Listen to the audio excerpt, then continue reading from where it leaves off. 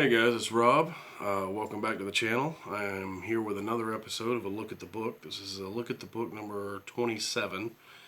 I've already reviewed one of these type of books before from Matt Davids, but I did the Fantasy Quest one. This is a book of random tables science fiction from DiceGeeks.com, but you can also get them off of Amazon, maybe Lulu, I'm not sure.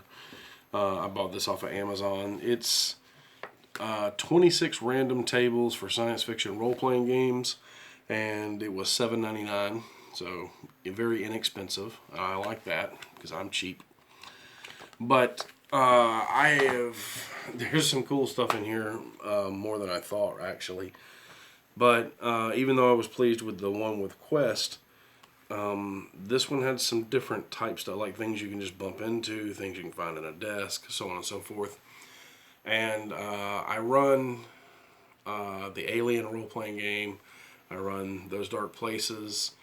If you ran Stars Without Numbers or White Star or pretty much any type of sci-fi exploration type game, space game, I could see this book being really handy. And I'm not going to read the whole book. I'm just going to flip through the different sections in the book to kind of give you an overview of what's here. So first of all, the book clocks in at, after their ad, 46 pages. So it's 46 pages with 26 random tables, and it is $7.99, so less than $10.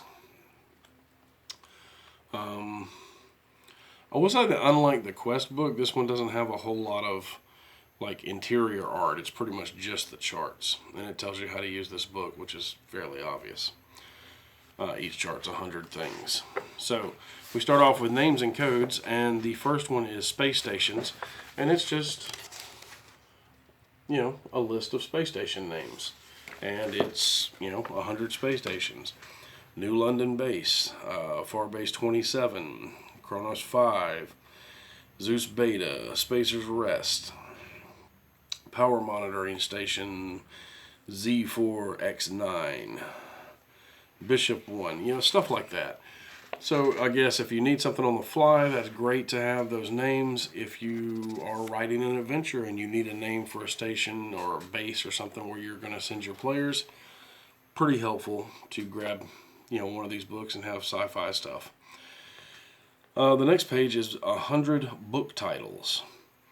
And it is just random, you know, stuff. Interstellar Empires, Lost Planet, Terraforming 201. There was another one I saw in here. Oh, Genetic Engineering 101. Broken Among the Stars.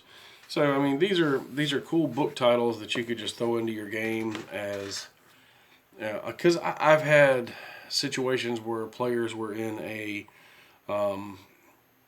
like a docking bay or something, and they're going through crates and things, and they're like, oh, what's in this, what's in that.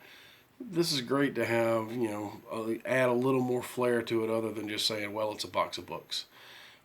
Here I could literally say, well, there's like 6 books in there, and then quickly roll 6 book names that are in there. The next page, I'm not so sure how much use I would get out of it, but it's codes, and it's literally just codes. So if you have trouble coming up with 4 or 5 digit codes on your own, there are not 1 but 2 lists of that. So you have 200 of those. The next section we come to is encounters, jobs, and rumors. The first one is space encounters, and it's 100 different types of things you could encounter in space. Debris field from a merchant ship, dumped cargo, 1d20 crates. An escape pod, empty. Memory core with 1d20 files on it. Just different things like that. Then we have the planetary exploration encounters, things you can run into if you're down walking around on a planet. It could be anything, snowstorm, thunderstorm, a cave with a foul odor, a door in the ground, rock slides. You could get kidnapped by a tribe. Poisonous spores. tar pits. It's just 100 things that you could bump into, use to spice up your encounter, because not everything needs to be fighting the big bad alien. So then we have urban encounters, which is another list of 100. And it could be anything: cartel bust, purse snatching, food vendors, a crying boy, power outages, gang fights. Then we also, our next list is jobs. It's a list of 100. Transporting arms, smuggling medicine, spying on a noble, bounty on a major criminal. So these are all really going to help you if you need a plot hook really fast, or if you're if you're designing an adventure and you're looking for ideas. You can get that here, especially here. This is Rumors from the Spaceport Bar. Tons of stuff in here. Increased pirate activity. Rare cargo shipment in the sector. A planet's young prince has been kidnapped. A colony needs new water supply. It's great stuff for adventure hooks here. Spaceship mechanical problems. This is actually a really cool list, because all too often in a lot of games, when you're like, oh, well, the ship gets hit because you're in combat or whatever, it's all too easy to just be like, well, navigation got hit, comms got hit, or the main drives got hit. Well, here's a list of 100 different things that can get hit. It could mean, maybe the main drive to get hit, maybe port thrusters got hit, helm controls are unresponsive, radiation detected on the bridge, engines are only moving at half speed, docking bay doors won't open.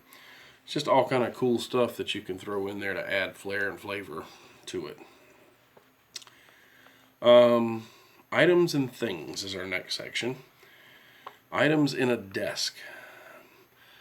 I've actually had instances where my players were going through a desk in a shipping office, and I had to make up on the fly what they found in there. Would have been really useful to have this, because there's just things you don't think of on the fly. Hey, a clean fork, a deck of cards, deodorant, credit stick, class ring, bottle opener, wedding ring, a fandom collectible, battery, contact book, loose cables, just all kind of cool stuff you can stick in a desk and make it seem a little more lived in.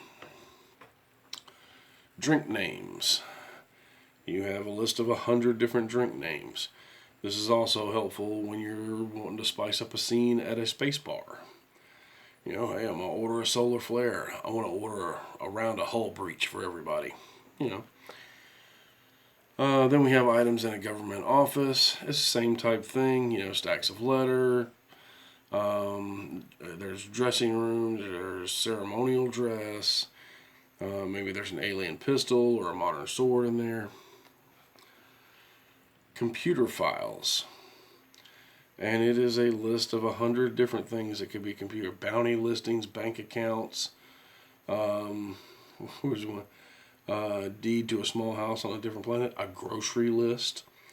You just never know what you're going to find on these computer files, right? And then to go along with our items in, you have items in a warehouse and items in a cargo hold. Same type stuff. Crate of toy vehicles, crate of iron bars, work lights, vacuum suits. Just all kind of stuff. Poisonous plants. A lot of made up names here for poisonous plants, I'm sure. Those are cool though. You have a list of 100 infectious diseases that you could use. Two of those lists of infectious diseases, too. And then you have a list of, and this is kind of neat, a list of 100 metals. And I don't know, these are all real metals, but it's cool sounding sci-fi stuff that you can use in your game. It could be stuff they're transporting. Same thing with alloys. You have 2 alloy lists. And then we get to stars and planets. We start with types of stars. And you have a list of 100 different types of stars. Types of planets. This one I feel like they kind of cheated on, because it's like a 1 to 2, it's a nice planet. 3 to 4, it's a sub-Earth. 5 to 6, terrestrial planet. Okay, well, so technically you have 50 instead of 100 on that one. Then you have a list of just like that, so another 50 of the civilization levels. Actually, it's not even 50. No, that's more like 20. And our final section in the book deals with illegal drugs. And this one is, the drugs have a name and then it kind of tells you what it does. It doesn't really, it's not system specific. So like sludge, excuse me, is a bluish black liquid or solid that is ingested. Effects: intense emotions, either positive or negative. Side effects: long-term use leads to liver failure. Addiction: 35% chance of being addicted after the first use, 40% chance for every use after that. And you have a list of 100 of those type drugs. So there's a lot here that, like I said, is really helpful if you're running some kind of hard sci-fi. I think this is great. I don't know, like they have a second one of these. They have a second one of the quest books. I don't know that I'll pick up the second one.